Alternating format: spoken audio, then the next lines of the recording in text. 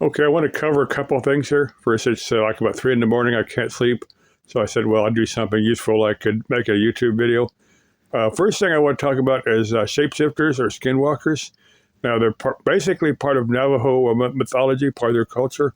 Now, the Navajo are kind of varied on their approach to this. I mean, some people, from what the reports, I've known Navajo people, but I've never discussed skinwalkers or shapeshifters to them, with them. But now there's a name for it in their language.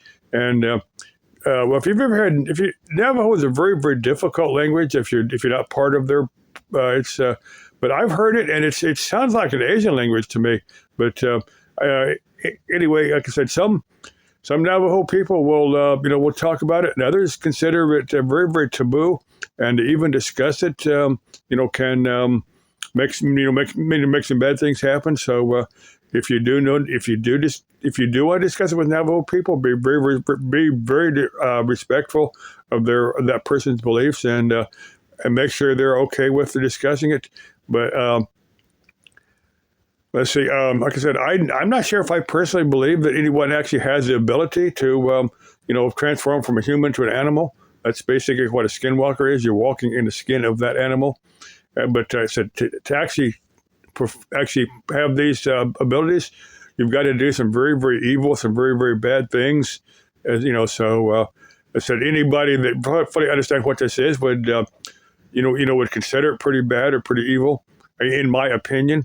But like I said, I've tried to be respectful of the Navajo, the Native American mythologies and cultures and stuff. But basically what I'm asking, are you a skinwalker? Are you a shapeshifter? Do you have that? Do you have these abilities? Are you willing to talk about it? I mean, you can send me an email or something. I'm not asking for you to appear to me and do anything bad in front of me. I'm not asking for anything like that at all. I'm just curious what anyone else's beliefs are. But or do you know someone that has this ability? Because I know it's all over YouTube. If you type skinwalker or a shapeshifter, you can find all kind of videos and stuff here on YouTube. But I'm not sure if it's really happening or not. I'm not sure if it's real or not. But I said I like to keep an open mind. Let's see. So you can send me an email, repairmanjamesgodwin@yahoo.com. Or the second thing I want to ask is Sandy Sparks. Now, in her latest video, she said she can remote view or astral project, one or the other. But I'm asking you, I said, if you have that ability, can you come visit me and describe something? Describe something in some part of my life. Describe something of me that I haven't put here on YouTube. I'm just challenging you to do that. Otherwise, I say maybe you're just kind of making up abilities you don't have. I'm thinking I don't know. I don't know you personally, so I don't know if you can now. But that's what Robert Monroe used to do. If you read any Robert Monroe's been dead for 30 some years, but he wrote books back in the 60s and 70s. But he got into astral projection by accident. I've covered him a number of times here, but he would visit people that he knew, and but he didn't tell them that he had the ability to astral project. But he would visit them a family that he knew that. Let's say where they were having a barbecue out on their back patio or something, and he would where they had invited several neighbors that were over.